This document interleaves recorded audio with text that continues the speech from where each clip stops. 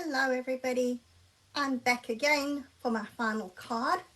I hope that you've been enjoying all the presentations so far and your brain isn't completely dead from creativity overload, but if it is, what a great way to go. So I'm now here for my final fun fold card. Let me show you the card, switch on the light, that will make everything much better. So that's my card. It stands like that, and of course that's a terrible camera angle, but kind of like that. Does that look better? And then you have a little place on the back to do your writing.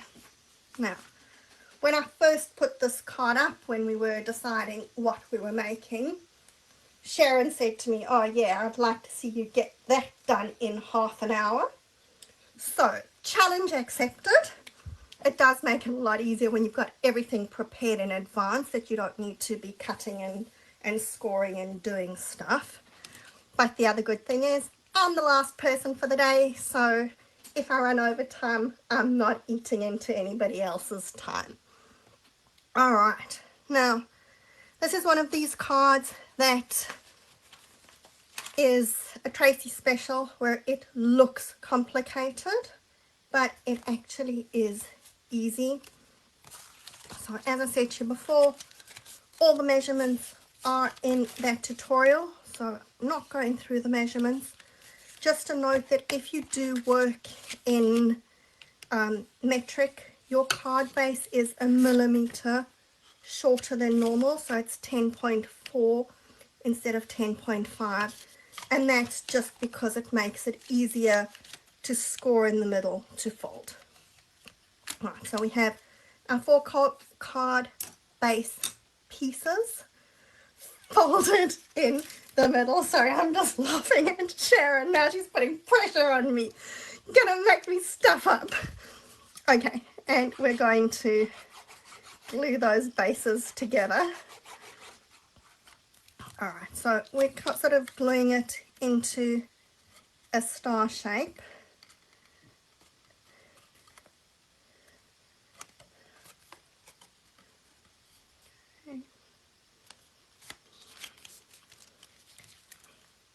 Oh, sorry, that's a little house that's sitting here, wanted to come in on to this, what, 10 seconds of fame.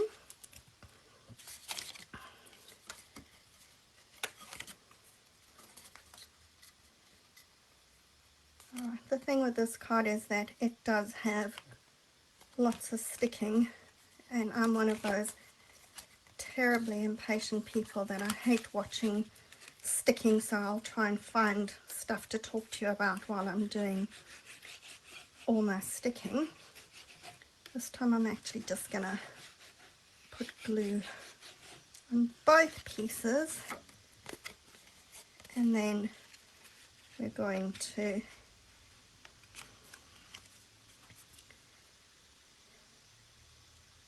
line that up.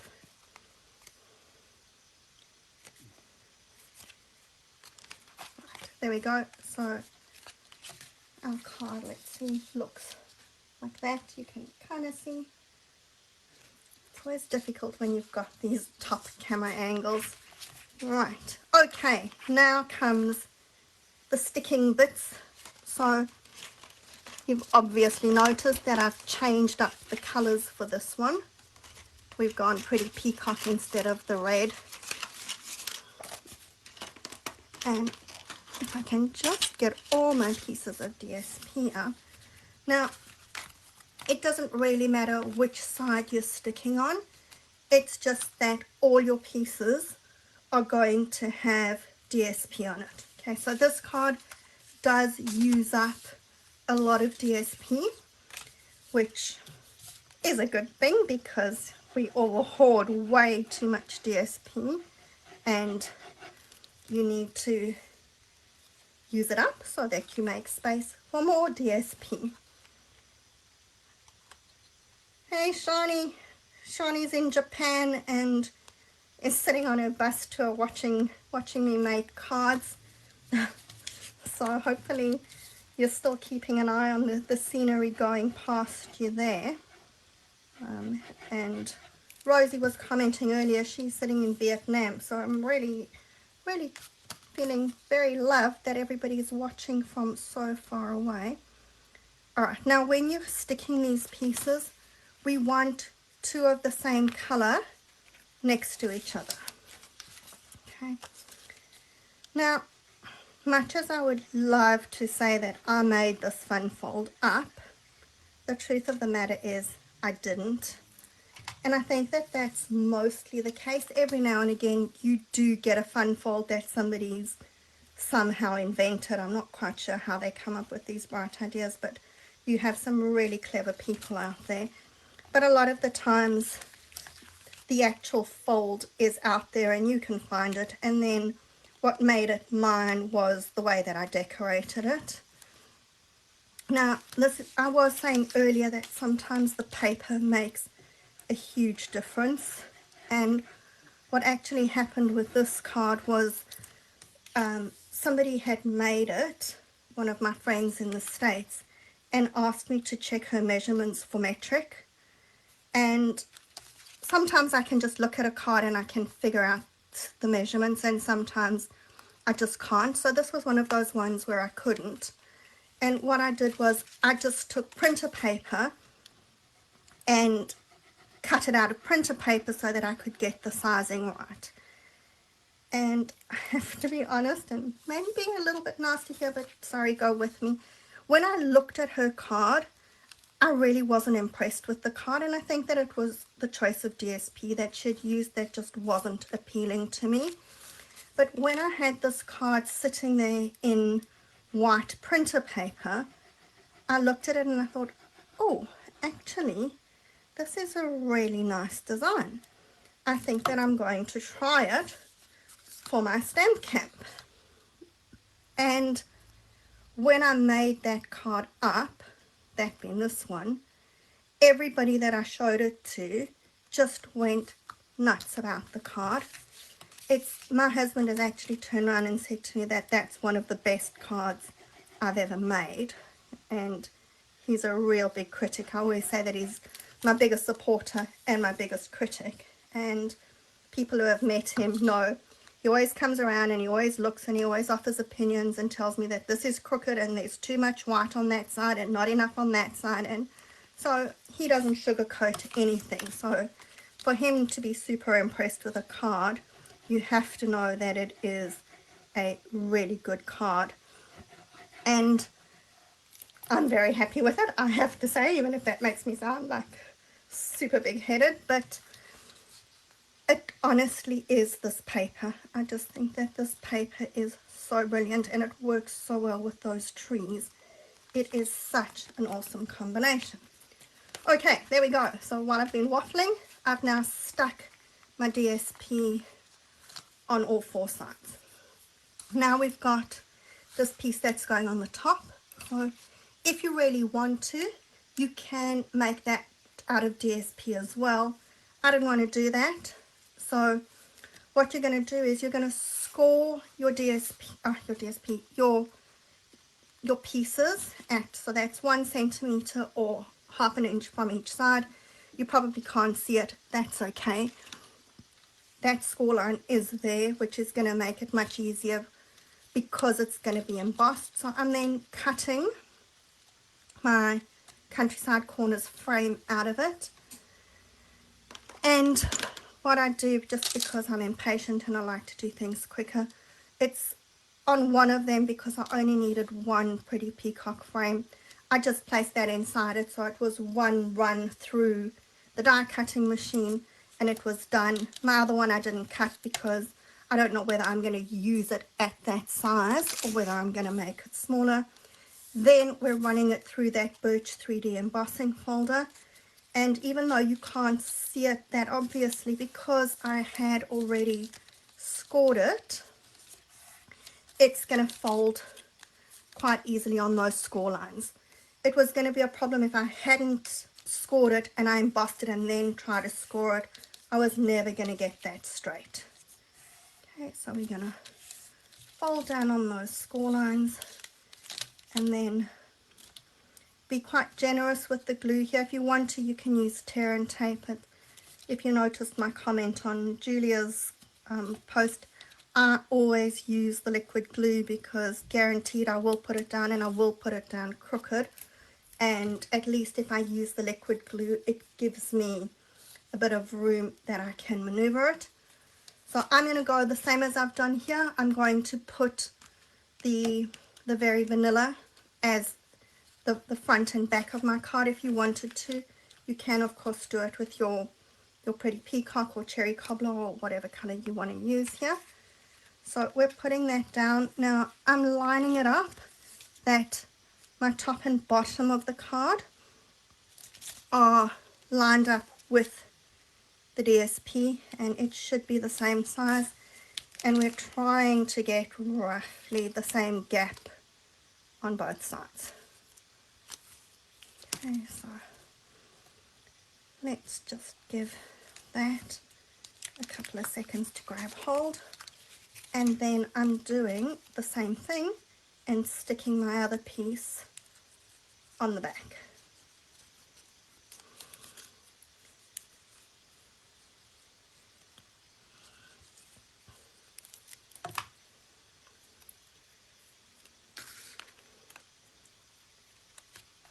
And I've just gone and stuck my fingers right into the glue. Great going, Tracy. You've probably heard me say it before. I always say that if you're not inky and sticky, you're not having fun. So I'm going to be as sticky as anything. So clearly I'm having lots of fun with you today. Let's just get that lined up. And we're good. Okay, now we have our two little pieces. Sorry, one is hiding away from me. And we've scored those at 1 centimeter or that 1/2 inch from each side. So folding along the score lines, we're going to glue those edges. And we're sticking this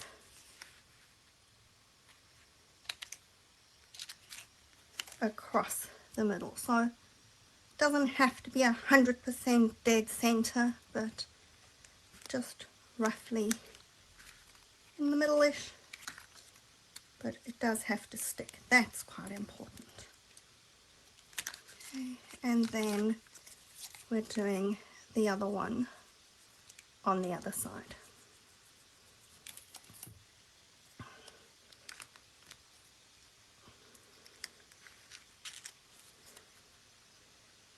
Now, what I'm thinking while I'm looking at this is, I think once we're done here, I may need to go and make another one of these cards, but just in the creams with the cream DSP. I'm just thinking that maybe having it all in the very vanilla would actually give us a pretty elegant looking card. Alright, so now I have my little piece.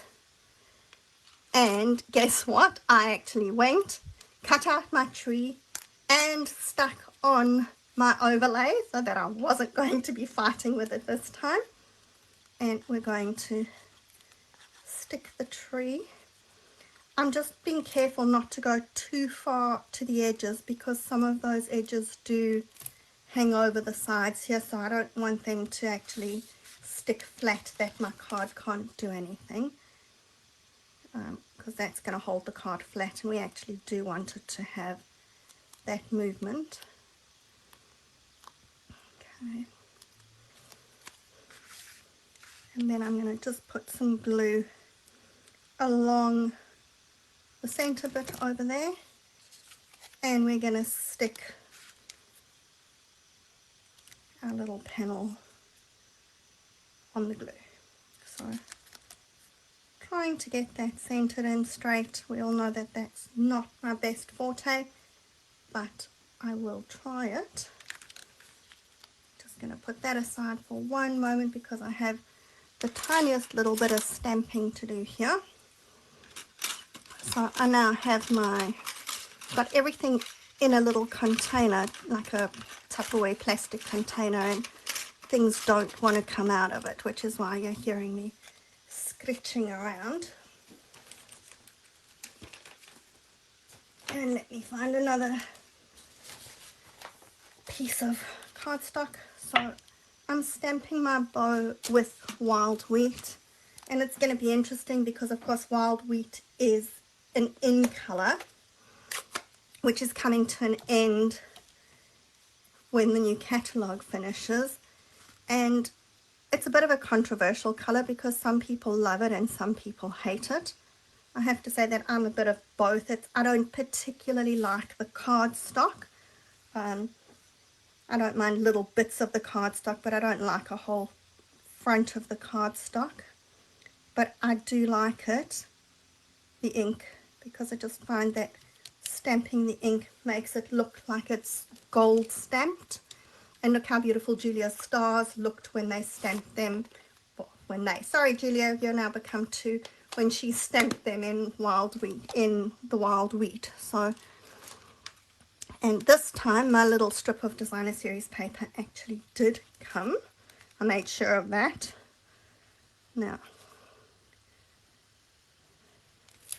I always like decorating my writing panels, but this is such a tiny one that you don't want too much decoration on it because then you're not going to have room to write. So what I'm trying to do is stick my DSP that it's along the 2 points on the side of this die, and then we're just going to come and get rid of the DSP that's sticking to my scissors and just cut that so that the edges line up. Okay. You can move out the way now, and then we're doing the same thing over here where we're just putting a line of glue and sticking that writing panel. Okay, so Sharon likes the ink and the cardstock. Nope, I'll take the ink, I can leave the cardstock. I do like the blends though, but I don't know, that cardstock just doesn't do it for me. Sometimes though, it depends on what colours you're putting it with. I know that somebody said to me put wild wheat and cherry cobbler, and that's a brilliant combination. So, alright, I just want to give that a little bit of time to glue, but maybe I can flip it over. Now, I did, oh here it is, okay, I was going to say my sentiment panel, my sentiment's gone and disappeared on me, but no, it hasn't, it's here, and I put that on with dimensionals. So I did emboss that beforehand, and good thing I did because my stamp was just giving me up your way. I think I stamped it about 5 times because it just would not stamp nicely. Now this time I'm actually I don't normally do this. I normally put the dimensionals on the back of the sentiment, but just because I want to make sure that my dimensionals are not going over, I'm putting them onto here and then hoping that I'm going to be able to stick my sentiment on straight, but that's another issue, so let's hope for the best. Somewhere there. Okay, and of course, bling, the all-important sparkly drusies. Okay, I'm going to go with the gold here again.